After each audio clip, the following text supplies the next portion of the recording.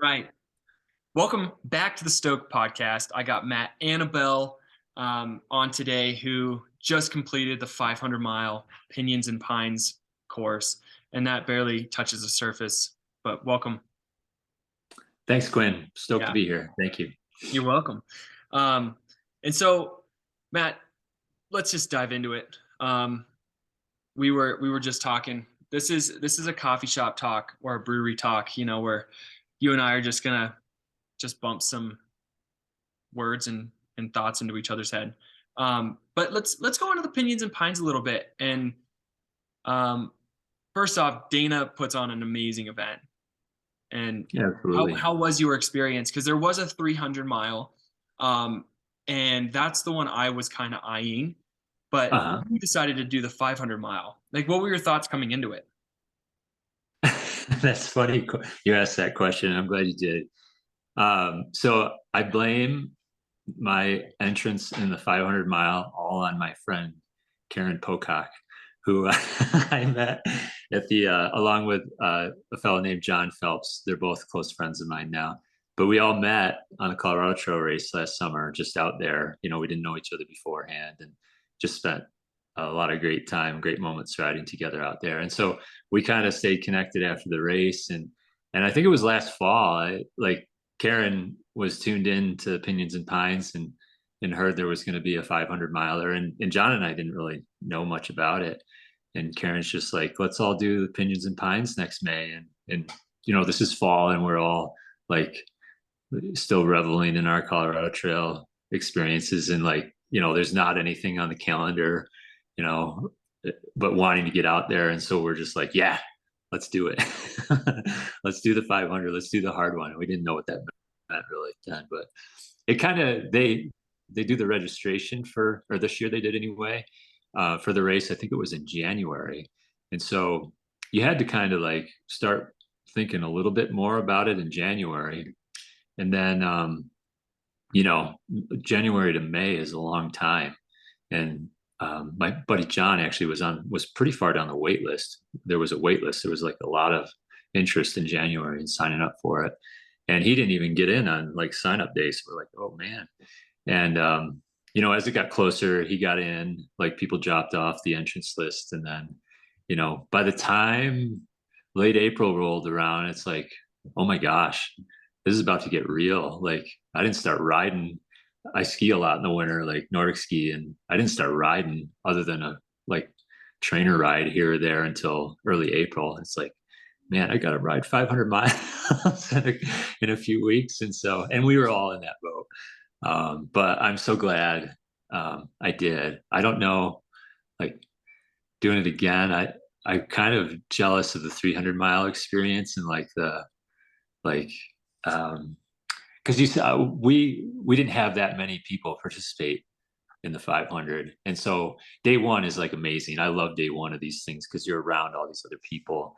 You get like that real community feel, and it's like you know cheering for each other or just saying hi to people, and then by the end of day one, it was just the 500 riders. We split off around.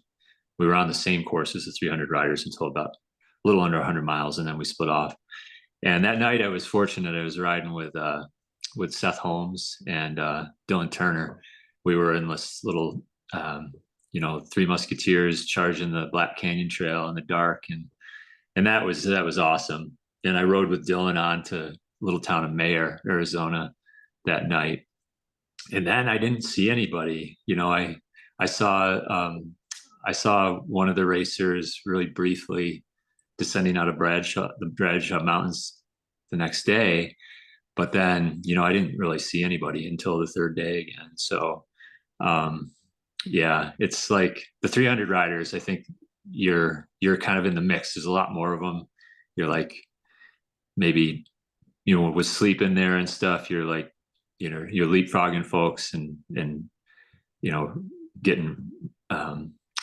resupplies and everything. You're seeing folks there and stuff like that. So next time I might do the 300 just for that experience, but we'll see. Yeah, and you're cutting off 200 miles of backcountry that you really have a shorter course on the 300-mile where, like you were saying, you're going to bump into them even at 200 miles. The fast guys, if they bonk or take a nap or sleep, and you know, you're just going to see more people, which would be much more like enlightening to see people out there. I'm sure. Like, I couldn't imagine being out there for 40, 50 hours and being alone, especially in the dark. Yeah, I like seeing other people out there, like even in race mode, and if it's somebody you're like kind of competing against or trying to stay ahead of them, like I still love seeing them out there. And it's like, I mean, if I think of all the memories that I have from the race that I'll hold on to, most of them involve, somebody else from the race being there, and whatever hijinks are happening. Just you get sleep deprived and everything, and everybody acts a little different, and it's pretty trippy, some of these interactions. Yeah, I bet. I bet.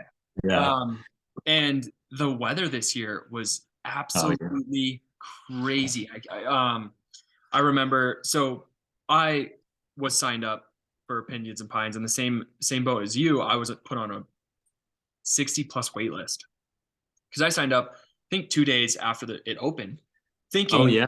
oh, there's no problem. I'm gonna get in. It'll be cake. And then trying to sign up, and it was like, oh, you're on a wait list with 70 other people. And Right. Dana texted me when I was in Monterey, California for the Sea Otter, and he's like, hey, dude, you got in. You got 48 hours to let me know. And I initially was like, dude, screw it, I'm in. And I backed out. I just had two crazy races back to back, and then I'd have to prep for Pinions and Pines literally the next Thursday. So I was just like, Dana, baby, why we're overboard.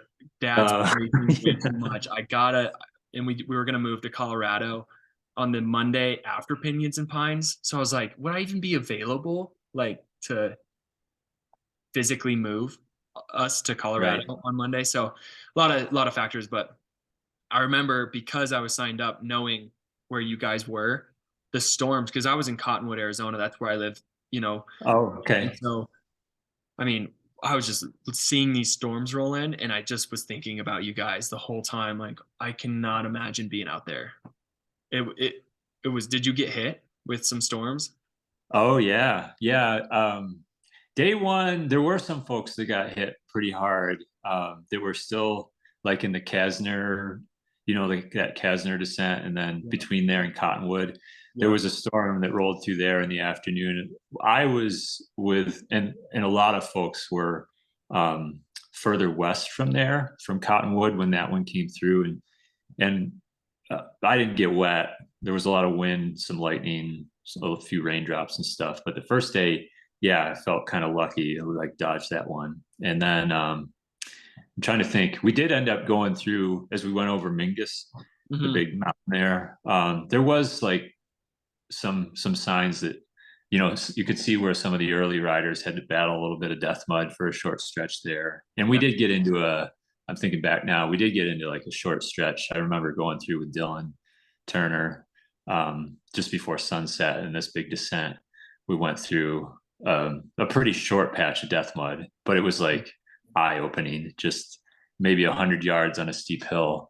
And it Uh, probably took us like 15 minutes to get through there. yeah. It's just like ridiculous, like how long it takes to deal with it once it accumulates on your tires. But Yeah. but then day two was like when on everybody, like it just, it was like judgment day out there. Like uh I I'm not sure what the folks, I was like descending into Mayor. I was pretty low elevation wise when it hit me.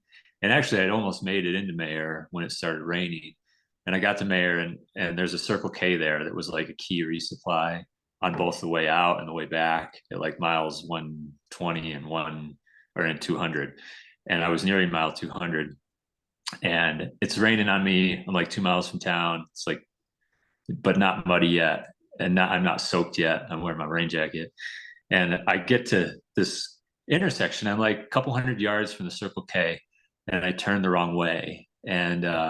And then it just opened up. And as soon as it opened up, like the fucking the raindrops are so heavy, they start running. They literally were running my garment on my handlebars, like it was like pushing. It was like touch screening it and doing stuff, and so that's useless. And then my phone is also on my handlebars, and that got soaked in like your fingers don't work on it when your phone's all wet. And so I couldn't like look at any of my information to figure out what's the street I go down here. And I started riding in these little circles trying to figure it out. And I just got completely drenched, like soaked to the bone in like 10 minutes. Cause it was like cats and dogs. Oh yeah. And I finally found the awning. Like I found the Circle K, hid under the awning with this well, I was cold. I wanted to go inside, but there was a dude there that was like he was sketchy. Like I think he was a local, and coming over and real interested in my bike and kind of cracking these odd jokes that I was a little just kind of like, if I go inside, are we going to trade bikes right now? Almost like the thought in my head. And so I was hanging out outside, just kind of freezing. And right then I get this text from Dana Ernst, the organizer. And Dana was in such a pickle that day, man. Cause like, it just, I mean, I haven't even mentioned what happened to the 300 riders. We could talk about that in a minute, but yeah, I was really grateful. He texted me, but his text said like from miles 215 to 256 are probably going to be death mud. And those are like, just a few miles down the road from me. And as I was coming out of the Bradshaws, my crank arm started to wiggle loose. Like it was like, what is that? And I'd heard some of it the day before and everything. I couldn't figure out what it was because I wasn't putting enough torque on it when I tested it. But by the time I came out of the Bradshaws, that beat it down enough that it could actually feel a wiggle. And so I get under this awning of the Circle K, get this text, like I'm soaked, I'm cold, my crank arm's screwed, like I don't know how I'm going to fix that or where. And then 40 miles of death mud, like seriously. So I was just like, what do I do? So yeah, we got hit by the storm, and the 300 riders were up high, a lot of them, like up on the like Mogollon Rim, like that elevation. And I mean, I've seen pictures. I wasn't there for it, but I've seen deep hail in the pictures. My buddy Tom posted this picture of this Jeep and camper just like in feet of water next to the side of the road. It was pretty nutty what they faced in it. Unfortunately for the 300 riders, it really kind of detonated the race because that rain fell on the Arizona Trail where they were supposed to traverse. And it was unrideable, unwalkable. They didn't want to damage that, so they rerouted folks around it. But depending on where people were, that had different consequences, the reroute. And so everybody kind of, in the end of the day, had to sort of make their decision on what they were going to do. And also the 300 riders, I don't know this for sure, but like a lot of them, they pack lighter, some of them anyway. So they may not have like the stuff to be in like overnighting in like a lot of wet and cold. I know a lot of them plan to like ride through the night. So they're like, if they have a bivy, it's like a little emergency bivy. It's not really like for sleep. So I'm sure that kind of factored into some people's decisions on what to do in the 300. And it also, like the folks behind me in the 500, a lot of them were up in, maybe they were all near the Prescott area or the Bradshaws up high. And I haven't heard a lot of their stories. I know that Dylan Turner, who was directly behind me, had to descend out of the mountains in that rainstorm, and he just got hammered the whole way, wet, cold, 2 hours of it. I was relatively lucky because I was down low. I got the shelter pretty quick, refueling, deciding what to do. And like for people listening, like this isn't just a rainstorm. Like when I was standing at my house, there were waterfalls coming off the roof. It was flooding my backyard. Hail was actually coming into our back patio. Like it wasn't just like, a normal trickle or a 20-minute rain. It was the real deal. So I couldn't imagine being out there on a bike. So and I mean how so you got lucky. Did anyone you know how to like have to back out from that? Because of the rain. Hmm. Um, Not in the well, my friend Karen got kind of stuck in Prescott behind because of it. Um, it happened when she was, I don't know if she was on the trail when it happened, or there was a resupply stop there in Prescott. And so um so she basically had to stay there until it cleared later that night. She rolled out like in the middle of the night and kind of did half the Bradshaws later that night. She had a pretty epic day the next day because of that. And then there were some folks on the trail that in between Prescott and and Mayer, which is quite a distance and quite an elevation change, that got hammered out there. There were several of them, and I don't know that. I mean, I don't know in detail their stories, so I won't butcher them. But Yeah. yeah, I'm sure it affected everybody's sort of like, am I going to continue? Am I going to, should I change course here or whatever? Their decision Yeah. making. It was, I mean, like I did the Colorado Trail race last summer, and we were in rain, like heavy thunderstorms. Like I think at least half of the days out there there was some kind of thunderstorm involved, heavy rain that lasted a long time. And the other days, a lot of them were really gray and cold. And um, but this storm was like something else. It was just like the amount of moisture that fell was really the thing. And the other big difference is like the mud that comes in Arizona, and a lot of that landscape when it gets that much moisture is like nothing I've ever seen. Yeah, I So mean, it can't soak it up, you know? I mean, Arizona just gets hot during the summer and it loses all of its moisture. And then when you pour 3 years worth of water onto it, it has nowhere to yeah, go. Yeah, it's really scary. I mean, the runoff, I mean, in Flagstaff, there were problems with Mount Eldon. There literally, when it dumps, it can't hold moisture. So it just comes right down the mountain into town, causing rivers to run through the streets. It's yeah. Oh rain in gosh, Arizona is the real deal. So yeah, it just blew me away that I mean, people would even finish like just because it was yeah. so brutal. And I also want to get into you lost a crank arm. I did. I Yeah, did. so that's amazing, because you still finished and you went through water and losing a crank arm. And if you don't know what a crank arm is, you have two pedals and you have two crank arms. So if you lose one, you lose your left or right foot for pedaling. And so where were you and how did you get it? How did you get it fixed?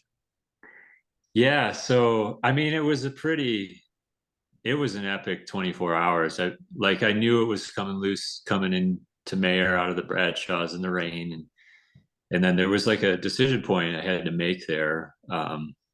Like, do I continue? Because there's Mayor's a little town. There's no bike shops in Mayor. The next the next bike shop I knew of was in Camp Verde, which on the course I think was 65-ish miles away. And with that text I mentioned from Dana, I mean, if that all the best information I had at that point was 40 of those might be death mud, Yeah. which, oh my God, if I knew the battle that was coming when I rolled out of Mayor and what 40 miles of death mud would have actually meant, like if we're actually 40 miles, like, oh, I don't know if I would have left. Uh but then I was like, my family, like my wife Susan, my kids, like making a major sacrifice for me to go away for a week. I'm not working, I'm not making money, I'm not there to help, not being a father really that whole week. I'm just off on this like elective adventure. And so it's like pretty quickly, even though I'm uncomfortable, like all these things are not my favor, it's like, I gotta do this for them is kind of feeling that I had. And that's the feeling that got me back on the bike and rolling out. And the storm was still kind of raging on. The lightning was gone, but it was raining hard, and there was like a 40-mile-an-hour wind, which was actually helpful initially because it was a strong tailwind. And so I just was like, screw it. Like, I'm going to get to Camp Verde. Like, that might be the end of my race there, but I'm going to at least try to get there and try to get my bike fixed, and then see what happens. So the crank arm's still on the bike at that point. Like, but as I kind of went on, it's kind of wiggling loose, and it's, it's a carbon crank that I didn't understand how it was constructed, or like what was going on, like how it was failing this way. But basically there's like an insert in the middle, like a post in the middle, and then kind of a sheath around it. And the post in the middle had snapped kind of down somewhere down the length. And then the sheath was sort of slowly wiggling itself off, like you get a crown on your tooth. It was sort of like, you could imagine that slowly coming loose. It was that kind of effect. And so I was like, I don't want to lose this right side to stand on, like for downhills and things. I want that thing to stay on as long as possible. And so I started from from leaving Mayer basically, until the arm actually fell off the next day. I was just pedaling on the left side, really. I was I ride in flats, not clipless. Mm-hmm. So I was pushing lightly on the right side just to bring the pedal back around.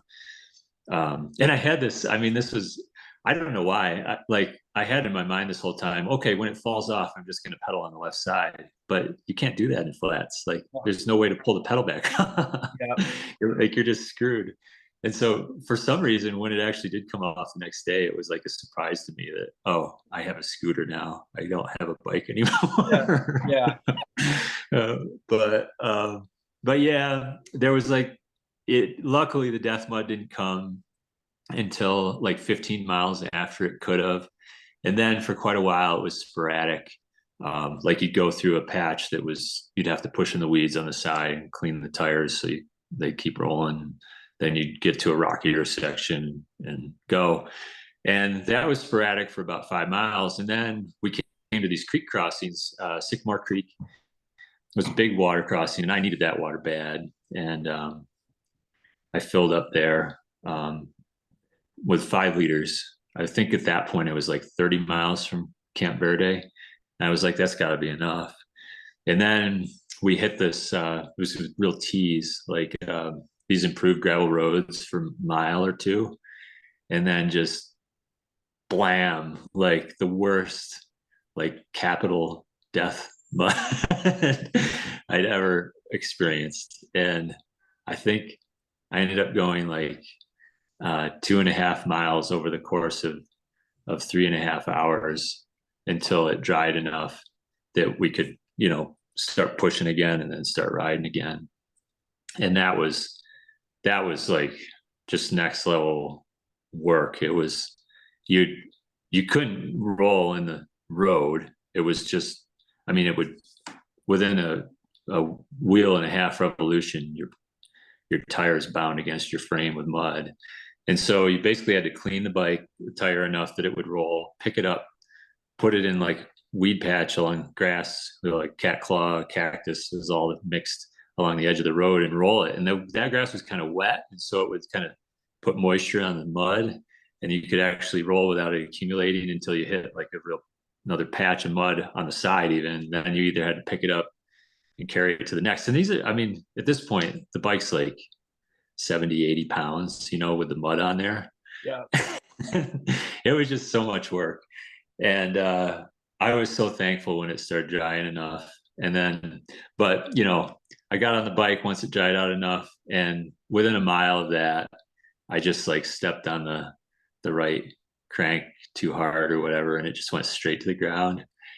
And it wasn't like, it wasn't a huge shock to me. It wasn't like the worst moment in my life. Like, I kind of prepared myself for it all through the previous day, that this was probably going to happen at some point. So I don't remember even like getting upset. It was just like I strapped it onto my rear rack and just started pushing. And I figured out afterwards I was about 21 miles away from Camp Verde when that happened. It was getting hot, and I'd used a lot of energy fighting the death mud um, in the hours previous, and I was down to like 2 liters of water out of that five. I started like that. I had five like 4 miles before that.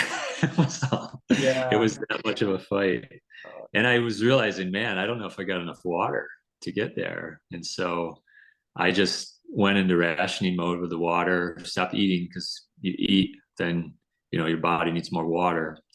So I had these things kind of like closing in on me a little bit, and it was a little scary, honestly. Like, am I going to make it there?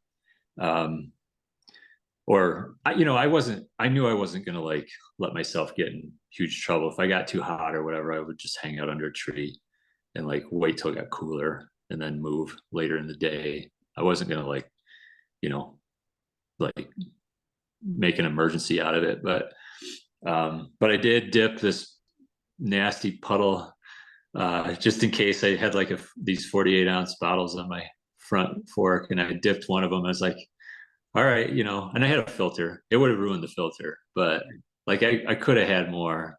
And then just moving along, one of the other racers, Seth Holmes, passed me pretty early in that walk out of there. And then Dylan Turner caught up with me, and he was kind of battling his own crisis, I think, with food and just like this is really more than than we all signed up for. And so we stuck together for a while, and that really helped me. Like, um, you know, he was moving a little faster, it pushed me a little harder, but we were also fortunate. Some clouds started to form over us then, and it kind of cooled down a little bit. And I was with him pretty much until the big descent down into Camp Verde started. And then, I was having to scooter, which actually worked surprisingly well. I just stand on the left pedal with both feet and kind of just lean the bike over and kind of hoon it down. Yeah, that's what we do as kids, like, you're supposed to walk your bike. You're like, well, I'm not gonna walk it, but I'll scooter it. Yeah, I know Yeah, exactly how man. you did it. Yeah, it wasn't too bad when I could do that. Yeah, And I got crampy on that. Like the dehydration started to catch up, and I thought about drinking the nasty water, ruining the filter, whatever. But um, I it just that descent went pretty quick, and I ended up in Camp Verde, and then it was like, oh, like maybe I can move on, and then the next chapter, uh, and I know you're close with Greg, but from Verde Valley Bicycles, but he ended up being like the savior. So I called Camp Verde Bicycle, the one bike shop in town, and my question to them was like, I need a new crank. Like, do you guys have any cranks? And they're like, no, we don't stock any cranks. And so that was like, that was kind of like at that moment, it was like, well, that's not going to be the solution. So I started calling, there's mobile bike shops, like my mobile bike service things in Arizona. And I know on the Arizona Trail Race, they've been helpful to some of the riders before, but they're all located near the urban centers like Phoenix and maybe Flagstaff. There some other areas, and they, as soon as they heard I was in Camp Verde, like they're just like, no, that's out of the service area. Like one of them, I think even one of them did say they didn't know where Camp Verde was. So I was like, all right, well, this isn't looking too good. But then, so Greg, on the first day of the ride, the route went through Cottonwood, and Verde Valley Bicycles like pulled out all the stops, and the course went right past their place, and and they were cooking burgers part of the day. They were helping riders like tuning stuff up. People had mechanicals in the first 60 some miles, and it was just kind of like this first little oasis along the course. And it was pretty hot coming down into Cottonwood too, so I think people just really were stoked to sit in the shade there and wash their bikes and all that. And I had forgotten. So coming down the steep Kasner descent, at the bottom I went to adjust a bolt and realized I didn't have any tools. Like I'd left my multi-tool, my pump, my tire plugger. Like I had my basic repair kit, all the little fixins, but I didn't have the actual tools. And so I was like coming in there and like, man, I need to get new tools. And they sold me all new tools there. They didn't have a pump. And is it Zach? One of the Yeah. Zach, I think it was, like grabbed a pump off a rental bike and sold me that. Nice. And I met Greg in that process, like that whole thing, and he was just like stoked, like that we were going through there, Yep. and and so like this 2 days later, broken crank in Camp Verde, which is about, I think it's like 30 minutes or so from Cottonwood. Yeah. You, Not even 20 minute drive, 30-minute drive. but it's not the same place. It's not, and so I'm like, I'm gonna call Greg because he seemed like he had some good positive energy. Yeah. Maybe he's the guy that could make something happen here. And so I called him up, and I explained who I was, and I think after I told him about the tool thing, like I was like, I'm the jackass that forgot all his tools. Can you help me out? He's like, oh yeah, yeah, and uh, he like thought about it for a second. He's like, give me a couple minutes. I'm gonna problem solve here. Those were like his exact words. And I swear, like 90 seconds later, he calls me back. He's like, all right, here's what's gonna happen. My wife Kelly is gonna drive a crank set down from Cottonwood to Camp Verde to the Camp Verde bicycle shop, like who'd already talked to somehow in this 90 seconds, in addition to Kelly. And you're gonna scoot over there and they're gonna put it on for you. And so I did that, and they did too. And it got more complicated because I told them the wrong bottom bracket. And so fellow James from Camp Verde Bicycle ended up having to drive back up there to get the right bottom bracket, like after I got to the shop and they started installing it. But which was amazing. I mean, that all those people, there was James there. There's a fellow named Eric that worked there. James's son, little boy, I think he's 9, named Alan. They call him Alan the Wrench in the shop there. He was like playing cards with me, teaching me how to play war again with cards. And I'm talking with Eric, who's like a really great guy to talk to. We talked about everything under the sun. And so, like, I'm not really taking care of what I need to, like race wise. I'm not feeding myself. I'm not like tuning things up or whatever during all that time. But I was getting like full on like recharge from these awesome people there. And it just was like magic, like the community that kind of rallies around this stuff. And they didn't have to, like, I was asking for pretty unusual stuff, and they just kind of volunteered to sort it all out for me, which was amazing. So I can't thank them enough, all those guys. Yeah. Greg, Zach, James at Verde Valley Bicycle Company, all those guys they've taken my family into their arms. We haven't lived there very long, and yeah, they would do anything for anyone. Yeah, almost to a flaw. There. Like I can't wait to go back down there sometime and just like, I don't know, make it up to them or whatever. I don't know that I need to make it up to them. I think they were kind of stoked to help, but like just kind of thank them, maybe go on a ride with them, Totally. Yeah. I kind of think of them as friends now. Like, oh yeah, if they were ever this way, I'd do anything for them. So that's awesome. And so you ended up getting your crank fixed. Yeah. Yep.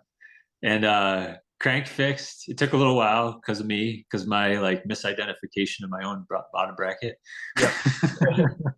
That I put in myself like a couple weeks before, like ridiculous. But I wouldn't give it back, like that extra hour. I mean, maybe it might have sucked for James, so I feel bad about that. But I got to talk with Eric and I got to play cards with Alan, so that was pretty rad.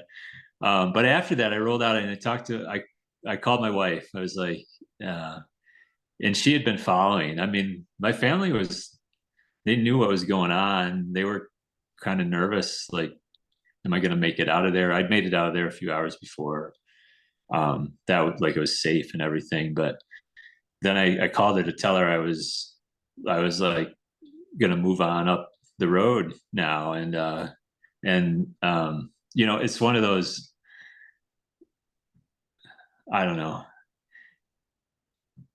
it's kind of a personal moment, but maybe oversharing a little bit, like, but like to hear your little kids and your wife uh tell you you're their hero, like, for like fighting like that through the day, and then that you're gonna move on. I mean, that's like all I heard in that conversation. And it was just, I mean, so now I got the bike shop folks like bending over backwards, like kind of feeding my soul. Like my family just like gives me this like kind of pat on the back and permission to keep going, sort of thing. And then right after that, my friend Karen, the one whose fault all this is, Yeah. she she's great. She texted me, and she had rolled into Camp Verde during this time, and she was going to eat at oh, I can't remember the name of the Mexican restaurant there, La Yeah. Casita maybe. Yeah. And that was like a block away. And in that moment, I was like, oh, I should really get going. Like, I need to, this took a lot of time. I got to get out of here. Like, there's still daylight. I don't want to get killed on the highway out of town. Like, I should use the daylight. And I was like, no, man, it's Karen. Like, I got to go have dinner with Karen. Yeah. So we went over there, and we just had the night, like, maybe we sat there for 45 minutes and just had a big feast. And it was like, 70 degrees out. It'd been hot all day, sunset and everything. It was just like two warriors kind of like coming back together After a for a battle. moment.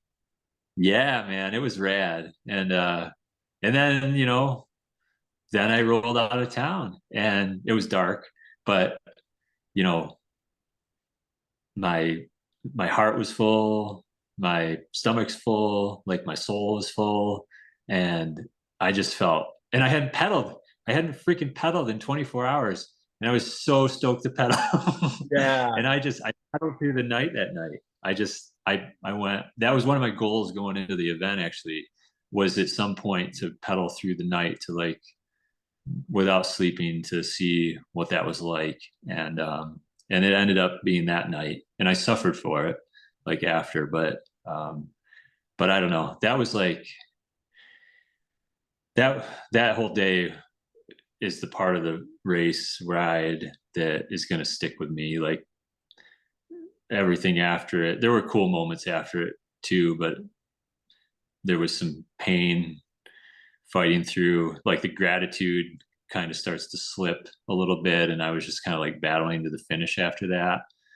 But that day was a gift, man. And I remember telling people afterwards, that was like, day one is awesome, fun, people, community everywhere, like, but that day was just, I may never have another day in my life like adventuring that is as rad as that day turned out to be. And Yeah. it wasn't rad for like 90% of it, but then it was so rad that it just like Totally made up for parked it. it. That's Yeah. so cool. And like it's such like it's almost like a hidden metaphor, like sometimes, like life could just be so hard and discouraging, and you just don't know how you're going to get through it. And there's that 10% whatever happens. That's like that was why I had to go through so much turmoil and suffering, and am I wrong? But did it completely change the rest of your race and the rest of your day for the better? Yeah. Oh no, you're dead on. I mean, and that's why I experienced some similar things out on the Colorado Trail race in last summer. And I mean, that is one of the reasons, and there are several reasons why I enjoy the race mode so much in these things, is that the trail, the weather, the whatever the circumstances can kind of conspire and take you so low. Like you're questioning why you're out there. You're questioning, like, your physical state, your mental state, sometimes even. And then, but in the few experiences I've had, and it doesn't always work out this way. Like there are mechanicals that you can't move on with. Like you could break a wheel, like you're not moving on with that. You could not with a pack bike.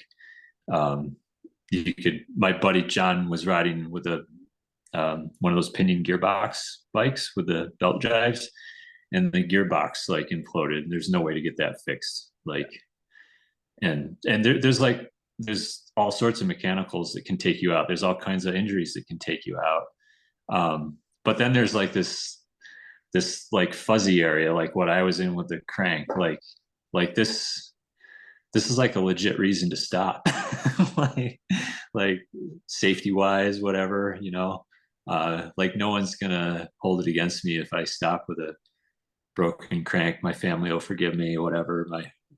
You know, whatever I'd be worried about with that. But like I kind of was I've learned, I've been conditioned a little bit through these past experiences that if you push through, if you can keep going, if you push through it, if you like, maybe that means you got to rest first, sleep on it or whatever. But if you can keep going, like there's the rebound off of it, the positive rebound is like the best thing, one of the best things you'll ever experience in your life, like super powerful. And a lot of times those moments have to do with like the rebound.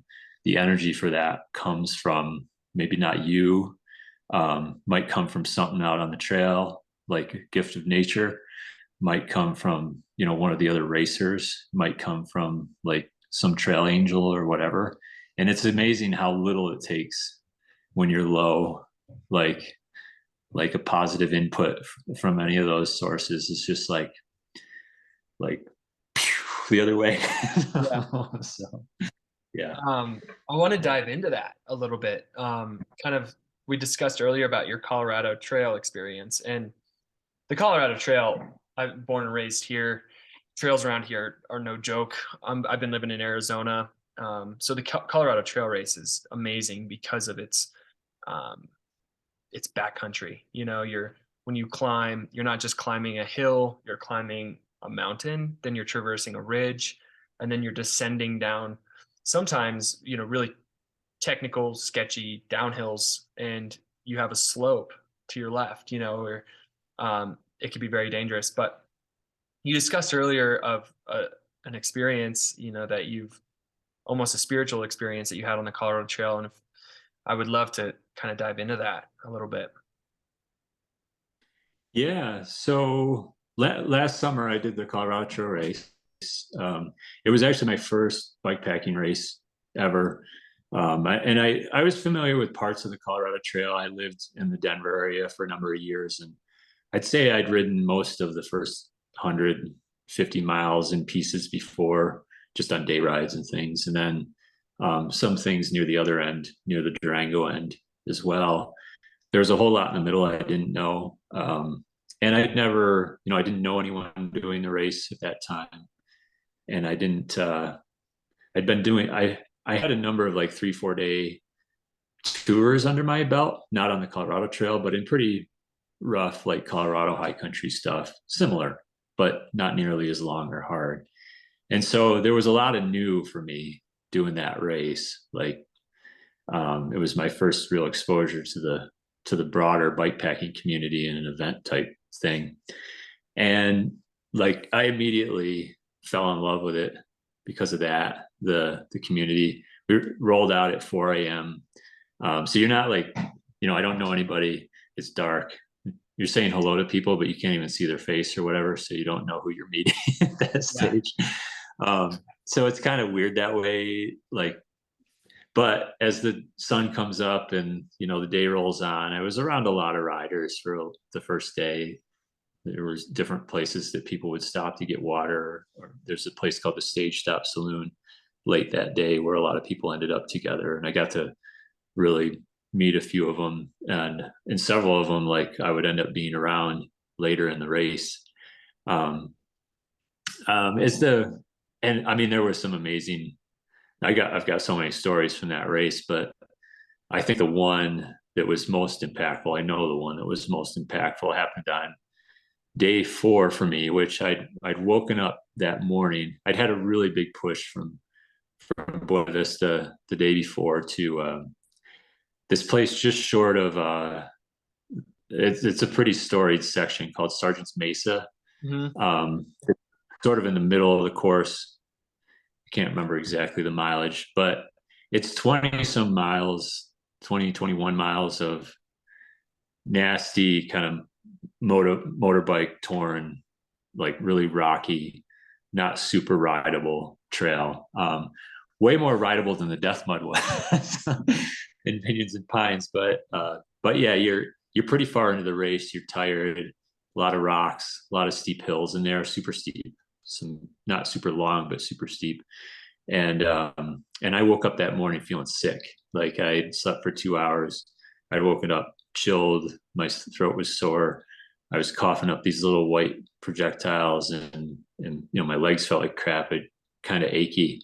Like I'm like, oh no, I'm sick. And like not only am I sick, but my route out of here is over Sergeant's Mesa. Like I hadn't done any of it yet, and it was like scary. Like, what am I gonna do now? And so I just started going, and I mean, it sucked. Like the next 6-8 hours, just it got hot after being cold. I'm just really low energy, same symptoms, everything. I rolled out of there finally. I think it maybe took me 7 or 8 hours to do that section. At the end, you get shot down a pretty flowy single track down onto some road, which is fast. And there was a creek there that I was planning to stop at. It's called Lujan Creek. And in my head this whole time, I'm like, oh, I can just make it to Lujan Creek. My feet were all torn up from being wet and stuff. I was like, I can dry out my feet, kind of wash them off. Like I can get water. I'll sit in the shade. And I get down there and it's this little trickle running through a sage meadow, like blasted in the sun with cows wandering all over it. Like, Oh no. and since then I've gotten used to like drinking filtered cow shit water, but in that moment it was like, this could make me sicker. So, but it was not that bad. Like in hindsight, like some of the water I just drank in Arizona was way worse than this, but Yeah.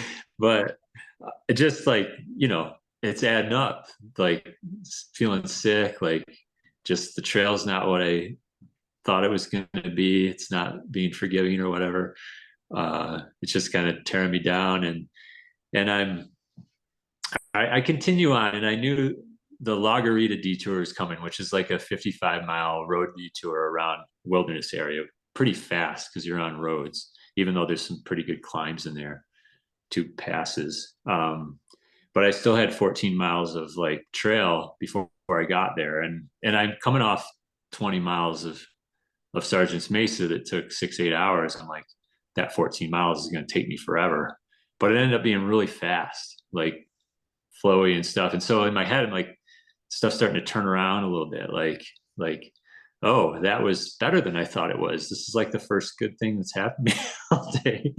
And I get to the La Garita detour in like an hour and a half. Like it was like, oh, like, and I'm looking at the time of day and where I thought I needed to get that night to be able to safely navigate the next day's section, which is this super high elevation exposed Coney Cataract section. It's Coney Summit Cataract Ridge, which is like 30 some miles above 12,000 feet, up to over 13 parts of it. Damn. And I was terrified of the weather on that. And so I'm like, I got to get to this certain point by a certain time, or I won't have time to safely do that tomorrow. And it was like around this time I'd gotten through the traily section, and I get on the La Garita detour on the roads, and I'm like, maybe I could make it. And then I'm like reevaluating my symptoms, and I'm like, I don't feel any sicker. My legs actually felt better. I wasn't achy anymore. I didn't have any more of those white projectiles, whatever. I still don't know what those were. And I was like, maybe my throat's not like sick sore. It's like burnt sore and that was what it was in hindsight. Like your mouth gets all torn up, like from eating the sweets, and you're not moving your tongue around when you're in race mode, so you're not cleaning your mouth. Yeah. And so the soreness was all that I figured out later, but I didn't know that then. But in my head, it's like starting to come around, like maybe I am not going to have to drop out of this thing. Maybe I can continue. And, and I started riding up this pass called Los Pinos Pass on the detour. And I'm just riding along. I'm kind of like thinking these thoughts on and off, like you're constantly recalculating out there on these things, like where you think you can get, what you need, what you should be doing. And I'm like recalculating, like your little gadgets on your handlebar. It's the same thing in your head. And and all of a sudden, this badger, like a literal badger, a little American badger, runs out of the willows next to the road. It like runs at me, like across the road, then in the middle of the road, straight at me, like squared up with my handlebars.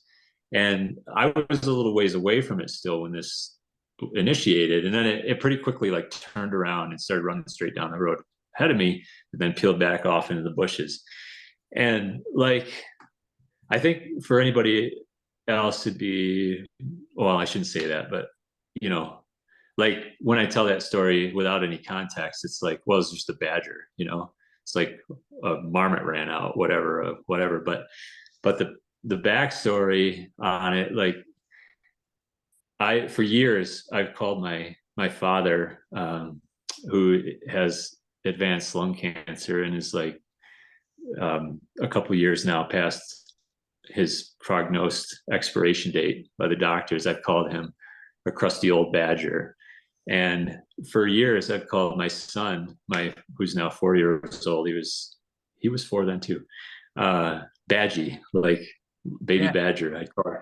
And like a week before the race, there was some news article in the local paper here where somebody local had been having an issue with badgers on their property. And we were talking about that at dinner. And I was like, man, I'd love to see a badger someday. And that was like a week before the race, you know? So when I see the badger and I'm in this mode of like racing, I'd never seen one before ever in the wild. And it just like landed on me like lightning kind of. It was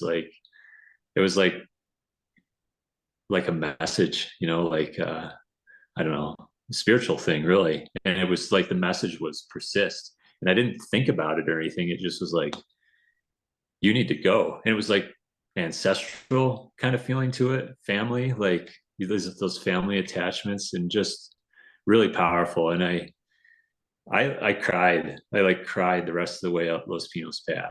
And it was like, you know, for my family that I was missing, like, and feeling like this was a message from them somehow. For my fear, I was still like terrified of the next day and the weather that was supposedly coming and all this. And it was just like really powerful spiritual moment. And it's like we're talking about highs and lows, like just instant bam. Like I knew what I had to do. I was terrified to do it, but there was no question that I was going to go on at that point. And I've been weighing all day, like as you go through that La Garita detour, you get to eventually you get to the top of this pass called Slumgullion Pass. And it's at that point where you can, the course goes left there if you're going south towards Durango. But it's also, if you turn right, it's a fast descent down to Lake City. Like the first town that I've seen in days was right there, like, you know, 20 minutes of fast descending down the hill. And so I've been thinking all day, like, what do I do when I get there? Do I go left or do I go right? And after I saw the badger, like I got up there at like 11:20 at night or 11:30. My cutoff for getting there for moving on the next day, internal cutoff was midnight. So I beat that, and I just put on all my layers and I turned left and I descended like full send, like for the course. And it was like because of the badger, you know. So, That's so crazy. And now, if the badger just was like out walking around and gave you no time of day, I would be like, yeah, you know, That's a cool story, but I mean, the badger didn't really do anything. But the badger came out and ran right towards you and got your attention and probably scared the shit out of you. Those badgers, I mean, they're tough, you know. I would definitely like, all Yeah, right, I'm either yeah, fighting, running, you know. And then right. to turn back and go, and did it just go straight down the trail where you were gonna go? It went a good 100 yards, like right down the middle of the road. I was on a road, so it was a Yeah, wide road here. And yeah, I mean, it was, it did all that. man. I think if I had just even seen it wandering around in a field, I probably would have interpreted it the same way. Yeah, but totally, totally. but it did do all those things. So Yeah, yeah, that is just like, crazy. yeah, I described it as like being held. I thought a lot about it. I wanted to write about it afterwards. I did write about it afterwards, and the words I landed on for the feeling that I had when I saw it were like earth and time held me in the warmest of blankets for the briefest of moments, is what it felt like. Just Wow. like galvanizing, you know. So, and I think about that. I think about that every day since that race, less than a year ago now. But there's not a day that doesn't go by where I don't think about that. And I've had other. I mean, it's a spiritual experience for me. Really, I'm not a religious person, but I am spiritual in my own way, and I've had a number of experiences that I'd put on that level in my life, and it's been many years since I had one, and it was really a gift, and a gift of the trail, gift of nature, gift of the race, maybe, I don't know, but um, I mean, how can you not want more of that? Have you Well, had? yeah. Yeah. That I think, is like it's what makes these events or these personal ventures or adventures and going out into the unknown and into the backcountry. A big reason why I think a lot of people keep doing it is for this unspoken connection, like what you were talking about, like something you can't really describe it. You can't you can't even tell the story in the right contexts. It's I like know. these crazy experiences that you can only live with. You You gotta only live it. Yeah, that is And you so gotta go to cool. live it. Yeah, Yeah. and the thing is you'll never know unless you get out there. Um, Right. Yeah. yeah, I think just people are just, becoming so comfortable in this, I hate to call it a zoo, but a zoo, where we have cars. I was listening to a podcast earlier, but we're in these cars. They make it easy to transport. We have these cell phones, which makes it easy to navigate. And with all these tools, we're losing connection Yeah. to nature. Like we had to bend over and move throughout our landscape to scavenge and to get food, and we had to look at the sun and the stars and the weather to navigate through our Yeah. surface. And so these adventures are amazing. Yeah, we have the tools, right? Like we have a GPS that kind of helps us along the way, but man, in the rainstorm, you didn't have a GPS. You had to truly figure it out, and the connection you get with the forces that you're describing, you just that's what it is to be human, right? Right.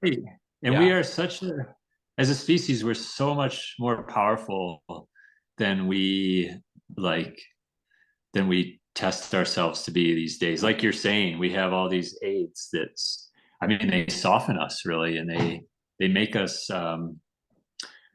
for lack of a better word on the tip of my tongue, like weaker, like as beings able to navigate nature, like adversity, all those sorts of things. And so what these races are, and it doesn't have to be a race, but like these experiences are, and the race does accentuate this. It's like it lets you kind of stretch yourself. Like it's like the old muscle that isn't used ever and gets atrophied and all bound up. I mean, the race is like a big ass stretch for that. Like kind of reestablishing like the full range of motion in your mind, and your body, the way you use your body. And I love that about it. Like, and I feel like I'm just the tip of it. Like, I've only just started this, and I see some of the other racers who I really look up to that have been doing it for years. And you see how much further they can push in some of these areas when it comes to discomfort and sleep, and like navigating the mental stuff that you go through out there. Like I see them so much further down the path to understanding themselves, and their true like capacities that, just want to, being 48, I don't know how far I'll get to go down that road with body parts and things, but it's really I'm really grateful to be able to do it. And it is really a privilege. Like, not everybody can do this stuff. It's like physically very demanding. It's and just depending on where people are with their health and things, like that's one barrier, but there's also economic barriers to it. It's pretty expensive sport to pursue, just in terms of the amount of time it takes. And also, you can do it on the cheap with bike stuff and things, but in 500-mile races, like if you don't have fresh parts and things, like things are going to break and you're going to have a different experience out there. So it is costly, like even for the people doing it on a shoestring, it's costly, and it's a privilege. And so I'm really grateful that I'm able to for now, and keep doing it as long as I can. Yeah, that's all we can Yeah. do. And I feel the same way, just new dad, just got out of college, Yeah. and for some reason I can't stop adventuring on my two wheels. Like it's No, a don't stop, man. no, I won't. Oh yeah, no, it's such an addiction. But I think what it is it's a testing of of um of just my comfort. I think I wake up to an alarm. I don't wake up to the sun.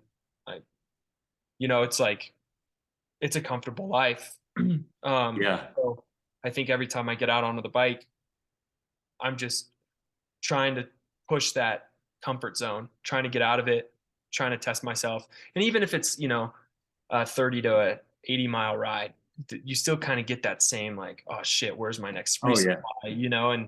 And Right. it's not like those 3 or 4 day events, but still just getting out, even for a 10-mile ride, if you're just starting, it could be such an adventure and Yeah. scary, if you don't know what it's like to be in the backcountry. Like 4 or 5 years ago, I was scared to hit some of this single track because I didn't know where it would go, but now Uh-huh. just with time, I've gotten uncomfortable enough to where now my comfort zone is pretty far. I really got to Yeah. get out there to be like, I got 3 hours to get back before the sun gets down. And I know I'm fit enough to get back, but I Yeah. think Yeah. it's so important, whether it's biking or running or climbing or, whatever that is, it's just like to get outside and to touch the dirt Yeah. or rock or whatever it's a good way to just check in with this crazy life force, like, Yeah. and when it starts Yeah. raining, right? Like you're scared of Mother Nature. When you're inside, you're like, whoa, it's so cool. Let's watch a movie on Netflix. What movie? Any movie in the world. We got it all, But when you're Uh, up there, you're like, shit, yeah. force to be reckoned with. That thing, I'm scared of it, and how am I gonna stay dry? How am I gonna stay warm? Where am I gonna get shelter? Like you get into Totally. that primal zone of like cavemen, like, oh shit, Yeah. how are we gonna get through this? So it's cool, like just hearing your story with the crank and community and trusting the process, like Totally. getting to Camp Verde and getting your cranks fixed to finish, checking in with your family. The Badger, I'm sure the Yeah. Badger was a big part of Pinions and Pines, Oh, totally. right? Like, Yeah. No, I mean, you don't even know. Oh, I told you, I think about that every day, but I had a head badge made for my bike of that moment. I could send you a picture of it. It's like, it is the Badger in the mode that I saw it kind of like squared off on me. and just the word persist on it. And my bike didn't have a name going into that race, which I'd had the bike for like 6 years. I don't usually name my bikes. I hadn't at that point, but the bike is now Badger. So, Nice. As but it should be. yeah, something you said though, it reminded me. Yeah, these. So I'm maybe making it sound like it's all like unicorns and fart jokes at the end of these things, like all happy endings. But I mean, there's also, it doesn't always turn out that way. Like and I've been fortunate that like I've had good experiences that have ended well so far out there. But even with that, they take a toll. There's a toll. There's a physical toll, and I think maybe other people you've talked about maybe touched on this, but like there's also kind of a mental toll, like coming back to reality from some of these things, um, and I'm kind of navigating that right now. It's like 10 days out from Pinyons and Pines, but there are hard things about like kind of surfing that wave and then coming back to reality. And Yeah. like physically, when you go into sleep deprivation stuff, like nerve issues kind of come to the forefront. This time I was lucky I didn't have any hand nerve issues. Coming back from the Colorado trail race, I didn't feel some of my fingertips for like 6 months after that, and I've sorted out some of the things that caused that. Maybe we'll find out. Toes, lost feeling in toes, the general fatigue, especially being like nearing 50. There's some people use a formula like every hour of lost sleep in one of these multi-days is like you got to give yourself a day of recovery for every hour lost, because you're really breaking yourself down through these. And coming off the Colorado trail race, I would say that was pretty accurate. Like it took me a solid 3 weeks before I even felt remotely normal, in my head, with my sleep schedule, with some of the just general, like feeling good on the bike again, like I wanted to ride, like my legs could, to the degree I like, at the level that I wanted anyway. And then there's like this kind of depression sometimes too. And I've had that a little bit after Pinyons, and I don't know. I mean, I think some of that's chemical, and it's like, for me, it's like little d depression. It's not like crisis level depression, but it's like, just like, man, I gotta snap out of this. Like I gotta be a dad again. I gotta, which I love being a dad. I Yeah. gotta be a husband. I love being a husband. I gotta work. I love my job. I love what I do. But it's still hard to flip the switch. So that's part of it. Like, and I don't want to sugarcoat that. Like, there's a price maybe to have that much fun. Thank you for actually sharing that. A lot of people, I don't think, um, go into it. Maybe it's a sense of they're the only ones, so they don't want to share certain things like that, like depression, because that's a vulnerable topic to say, "Hey, I'm depressed," which I thank you for telling me, because I think it's super important to actually share that. And I know it's not something that's um, a crisis issue. That's Mhm. a diagnosis, but I think you think it stems from maybe just um, this.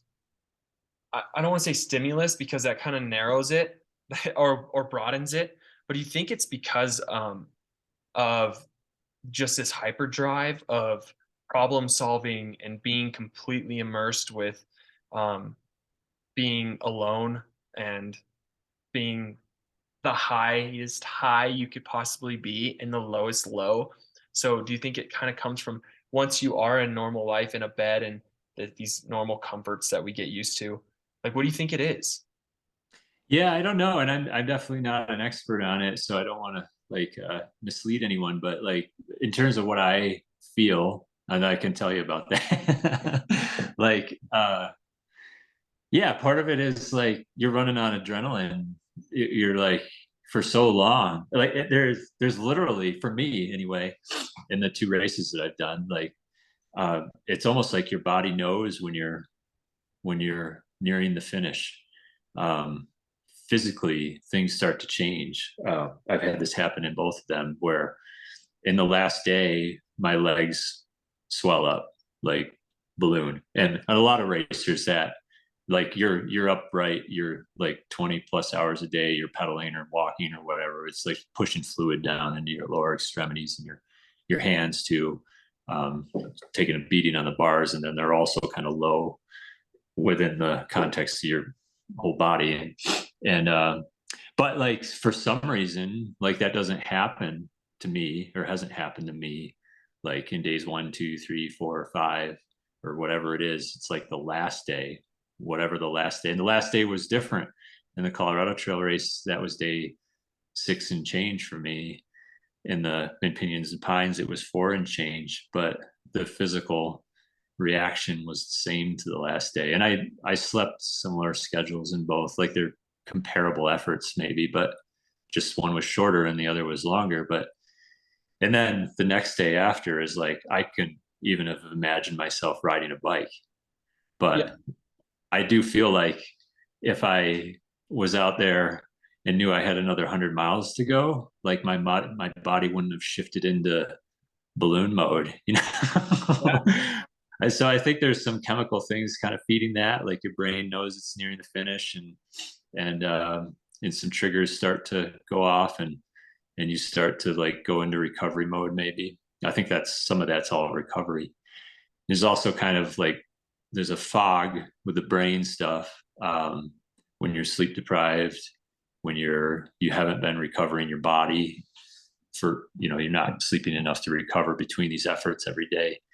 You come out of them pretty, or I do, pretty foggy, like not thinking straight. Coming out of the Colorado Trail race, I had this thing where I felt like I was invincible for 10 days after, like I could have walked through walls. It felt kind of good, like, but not good or healthy. It was just this, this fog. And then that fades, and there's a little bit of like, Hefe Branham. I was texting with him after the Colorado Trail race, and he said, "Enjoy the glow." Um, After, I remember he used that word glow, and it was kind of like a glow for those 10 days. It was like, man, I did it. I accomplished my goal. Like, I had a rad time out there, the Badger, all and new friends, and this community I didn't know I was missing, that I have to be part of my life now. Like all those great things. It was real glow. And then reality comes home to roost. And that fog is kind of like holding you back a little from moving on, like going back to doing your work the way you should, doing family stuff the way you should, being present, in your regular life, or my regular life. So I think that's where the depression kind of comes from for me, is like you can't just say, all right, I'm waking up tomorrow and I'm gonna do X, Y, and Z, and it's gonna snap me back into normal. Yeah. You just kind of wait it out, and consciously navigate it, like do things that aren't feeding it, and are moving you in the right direction, which is what I'm doing right now. So Totally. yeah. Yeah. You think it's just like a God? Because I'm just curious, because there's going to be a day I think I'm going to do Yeah, this, and um, good. yeah, and I just want to kind of understand this glow slash um, glow slash low. Yeah, it's perfect. Yeah. um, so it's not only physical; it's mental. And do you think? Sorry, I'm just trying to pick your brain. Do you think it's we're used to coming and doing our everyday tasks and finding joy in those, and not saying that everyday tasks are minuscule, but you kind of relate it to an adrenaline rush for 4 to 6 days. Um, you know, is it kind of like a low you would get if you took an opiate? Like, like there's studies Yeah. where if you take Molly or ecstasy, Uh, there's just this dopamine release. Um, yeah. you release all that dopamine, you don't have it anymore until it builds back up. It could be. It could be. I don't have any experience with Yeah. that, but yeah, I mean, it could be. It is like an addictive feeling, and that you've got to let go of pretty Mhm. quick after, like, you've taken time off. I keep saying you. This is really just my experience I've been talking about, and that's all I can really I think it speak to. relates.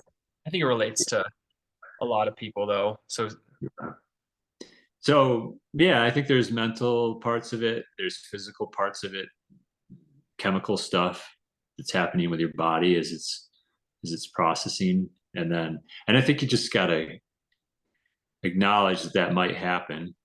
yeah, Um, like, for someone that's going to take it on, and give yourself some time. Like, don't set unrealistic expectations for right after the race, yeah, or even in the weeks after the race. Like, kind of, yeah, you got to go back to being a dad, you got to go back to being a husband, got to go back to work, all those things, but maybe don't take on a whole lot of other extracurriculars. And I was thinking about with you, like being a you know fast racer with a lot of races on your schedule. Like, you probably want to think about that, like making sure when you pick one of these that you don't have um, a bunch of other races that are going to follow it up right away, that you're either going to feel terrible at, or yeah. It's like or yeah. 3 weeks almost or to a month. Yeah, it could be. And you're a lot younger than me, so I mean, it could be that it's much faster, Yeah, uh, but I don't know. yeah. Well, no, I appreciate you sharing that. I think we've kind of touched on the after effects, but not as broadly, or not as not broadly, but as specific as kind of some mental issues that kind of follow uh, big races like that. So yeah, thank you because um, there there's got to be more conversations on that, because a lot of people might pursue these adventure sports maybe because of an underlying mental issue. Um, Yeah. like Hmm. if That's true. if you are fighting with depression or anxiety, um, the drug of choice is adrenaline through endurance sports.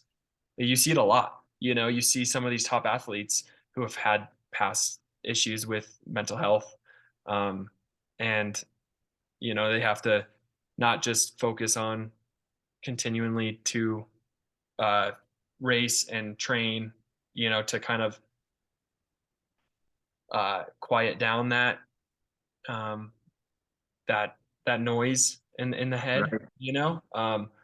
So I think with endurance sports and especially with men, I think it's important that we talk about this, and with women too. But men on more are more susceptible to not communicating these issues. And not that I'm saying you have depression, right? But for anyone who's listening, it's No, no, important. yeah, Yeah, yeah, it's important, yeah, no, to talk about this, and it's completely normal. And help is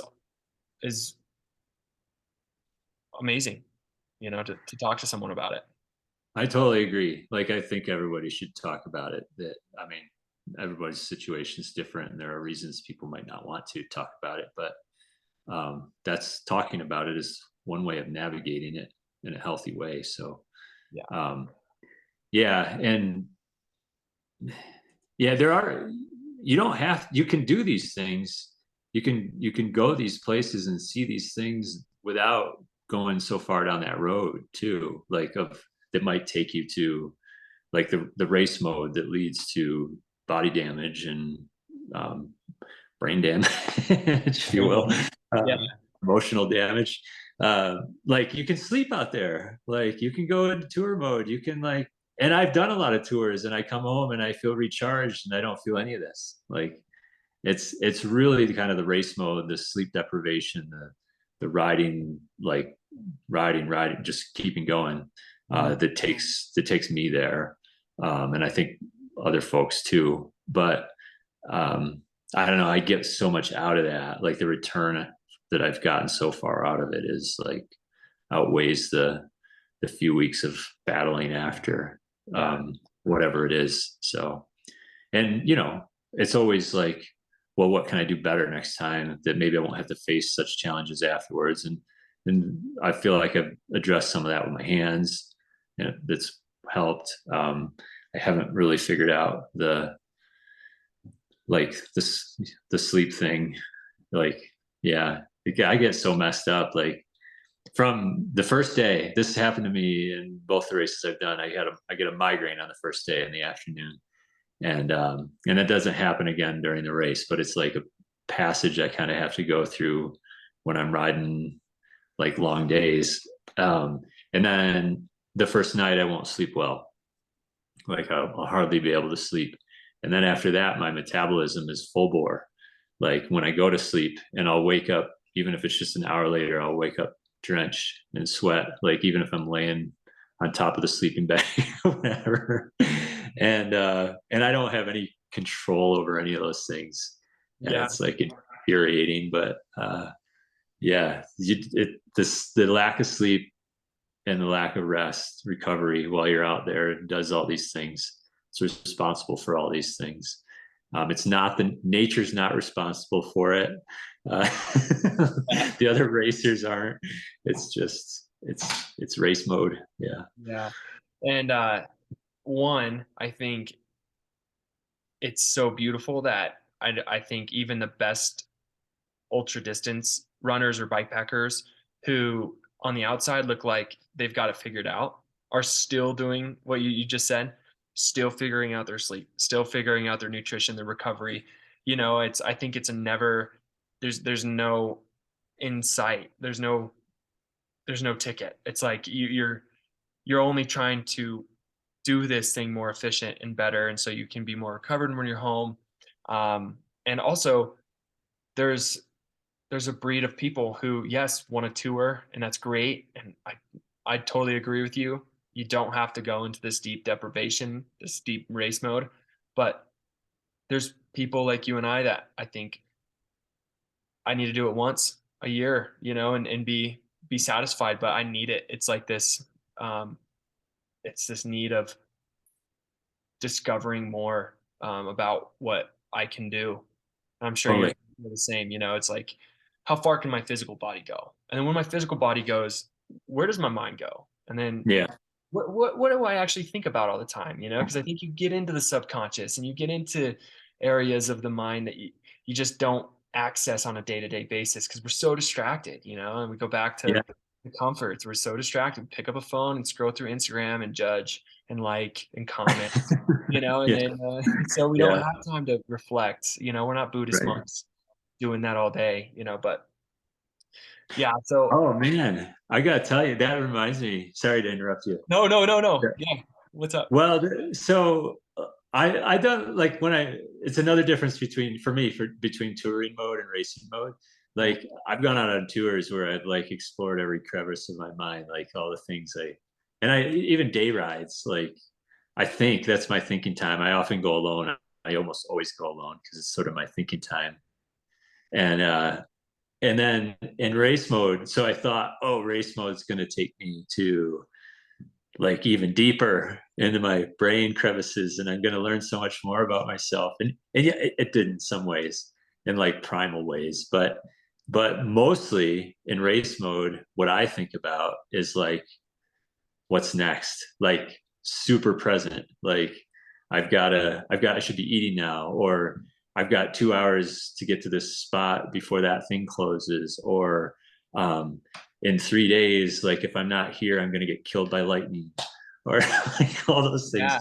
And I didn't in either of those races I've done so far did I go very deep into my brain. It was all just like highest order primal fears and like tasks and things like that, which I thought was really interesting. That's super interesting. I Yeah. wouldn't even think of that. But if I were to put myself in those shoes, you have to be in primal mode, or Yeah. else you You can't. probably are when you're racing, right? You're not thinking about I'm like not looking at the mountains or the flowers.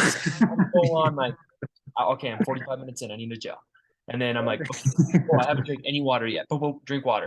Okay, descend fast. Yeah, it's all consistent, present planning. So that's yeah. interesting. The But one exception, the one exception that I is like if I come across someone else out there, like like I go deep on those moments. Like, but it's also kind of a presence thing. Like it's like hyper present, and then people that you run into, at least for me out there, are like a gift.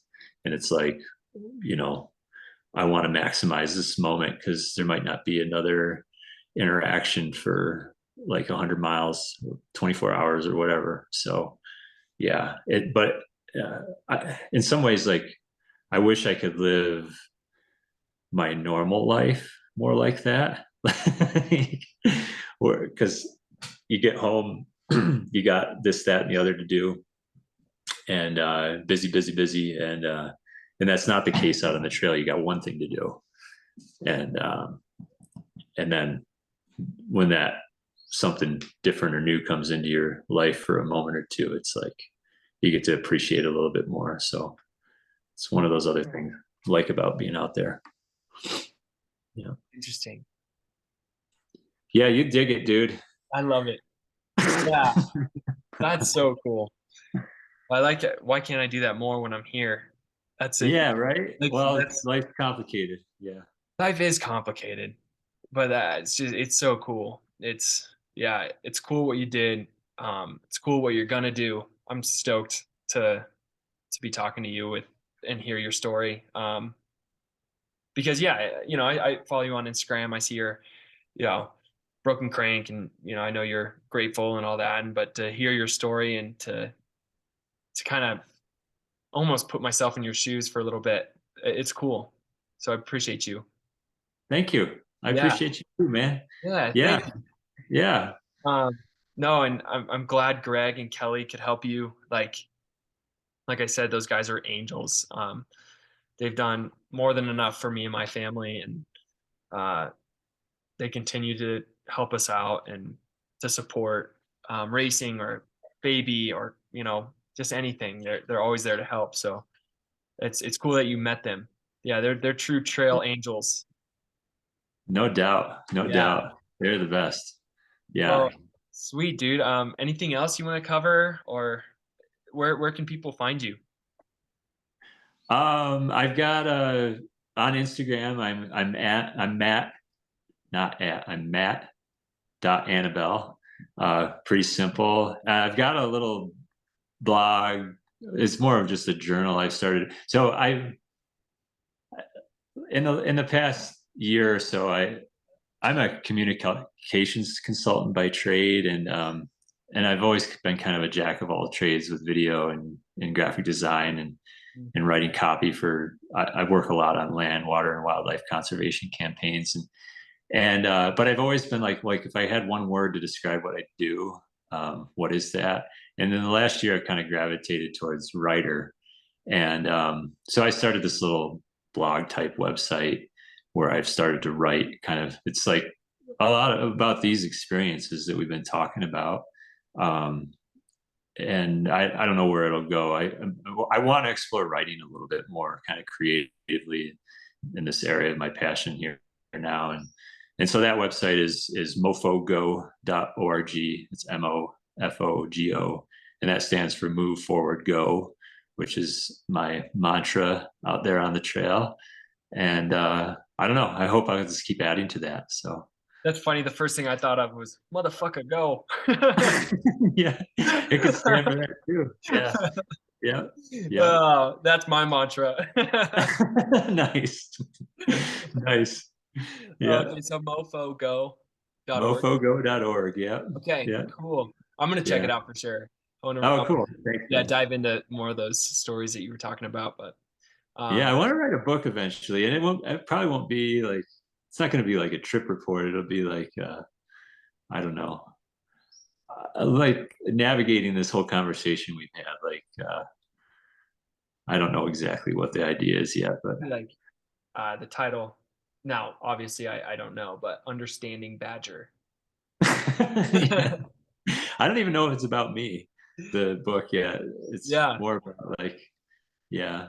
You know, have you ever read Born to Run? Or Okay. No, I've heard of it. It's on. yeah, or there's another one about this guy that did the Appalachian Trail years ago. A lot of people have done the Appalachian Trail, but he wrote a book called A Walk in the Woods. And I think it's sort of, the idea is sort of in the vein of that, maybe. But yeah, we'll see if I ever get there. But for now, I just like living it. So Keep living it. Well, yeah. Matt, so stoked to have you on. Likewise. Thank Yeah, you for your time. Thanks for having me. absolutely.